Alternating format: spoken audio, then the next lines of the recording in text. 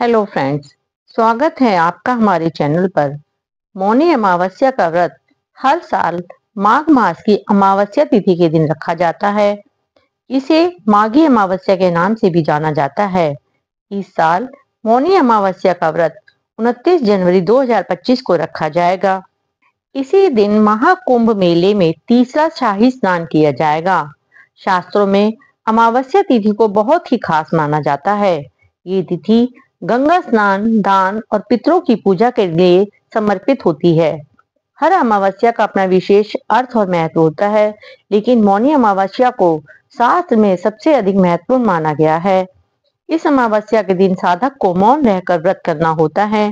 मौनी अमावस्या की तिथि जप, तप और साधना करने के लिए सबसे उत्तम मानी गई है। मौनी अमावस्या के दिन मौन रहने के कई कारण हैं, तो आइए जानते हैं क्या कारण है इसके पीछे। मौनी अमावस्या के दिन मौन व्रत रखने का विधान है। इस दिन साधक मौन रहकर व्रत रखते हैं। इस व्रत को रखने से मन को नियंत्रित किया जाता है। इसके साथ ही इस दिन जप और तप करने का विधान है। इस दिन मौन व्रत रखने से मानसिक शांति की प्राप्ति होती है और साधना में भी मन लगता है। जो व्यक्ति इस दिन मौन व्रत रखते हैं, उन्हें मुनि पद की प्राप्ति होती है। शास्त्रों के अनुसार मौन व्रत रखने से व्यक्ति के भीतर आध्यात्मिक उन्नति होती है और मोक्ष की प्राप्ति होती है। शास्त्रों के अनुसार चंद्रदेव को मन का देवता माना गया है और अमावस्या के दिन चंद्र दर्शन न होने के कारण मन की स्थिति बिगड़ने लगती है, इसीलिए मौन व्रत रखा जाता है।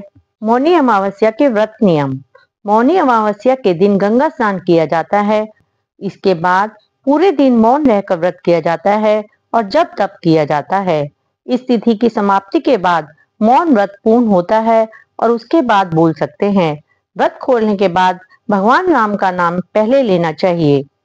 इस दिन व्रत रखने से मन को एकाग्र और नियंत्रित किया जा सकता है। इसके साथ ही मौन व्रत रखने से वाणी में मधुरता आती है और मोक्ष की प्राप्ति होती है। इस व्रत को करने से समाज में मान प्रतिष्ठा में वृद्धि होती है। मौनी अमावस्या का व्रत रखने से वाणी में शुद्धता भी आती है। आइए जानते हैं मौनी अमावस्या के दिन क्या क्या करना चाहिए। मौनी अमावस्या को नहाकर तिल, तिल के लड्डू, तिल का तेल, आंवला, कपड़े आदि का दान करें। इस दिन गरीब, साधु, महात्मा और ब्राह्मणों को भोजन कराएं और उन्हें कंबल आदि ऊनी कपड़े दान करें।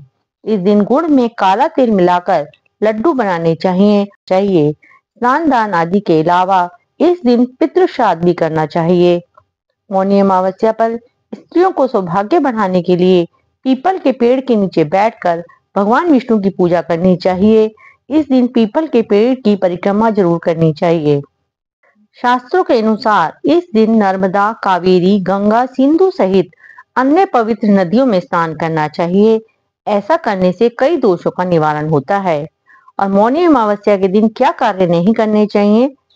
मौनी अमावस्या के दिन नहाते समय और नहाने से पहले तक कुछ ना बोलें, मौन रहें, घर में कलह का माहौल ना बनने दें। इस दिन झगड़े और विवादों से बचना चाहिए। इस दिन झूठ ना बोलें और किसी को कड़वे वचन ना कहें। इस दिन शरीर पर तेल नहीं लगाना चाहिए और ना ही तेल की मालिश करनी चाहिए। मौनी अमावस्या का व्रत रखने वालों को किसी भी प्रकार का श्रृंगार नहीं करना चाहिए। इस दिन पूर्ण ब्रह्मचर्य का पालन करें और तामसिक भोजन का सेवन ना करें। सुबह देर तक ना सोएं और बिना नहाए भोजन ना करें। अमावस्या पर सुनसान जगहों, कब्रिस्तान, शमशान घाट आदि के आसपास ना जाएं। मौनी अमावस्या की कथा। पुराणों के अनुसार कांचीपुर में एक ब्राह्मण रहता था।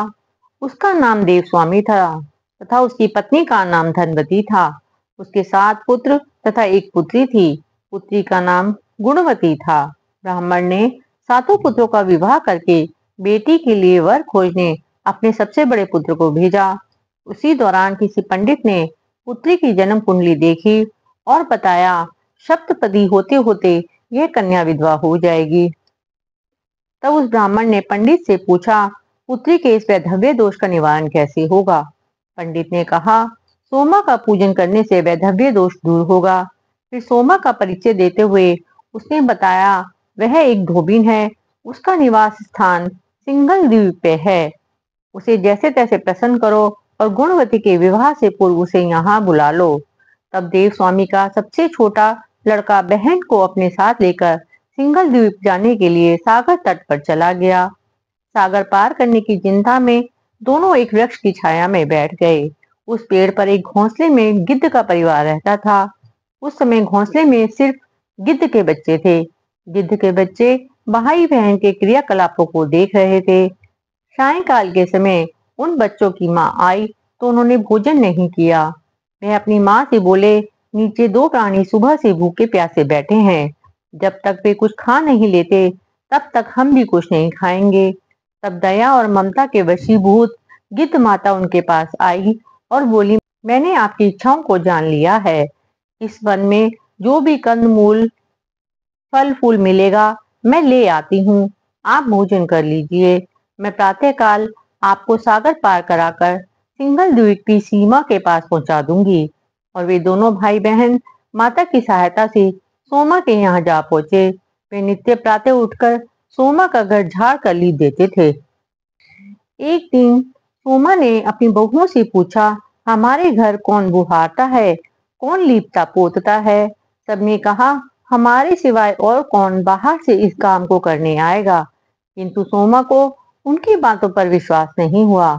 एक दिन उसने रहस्य जानने के लिए वह सारी रात जागी और सब कुछ प्रत्यक्ष देखकर जान गई। सोमा का उन भाई बहन से वार्तालाप हुआ।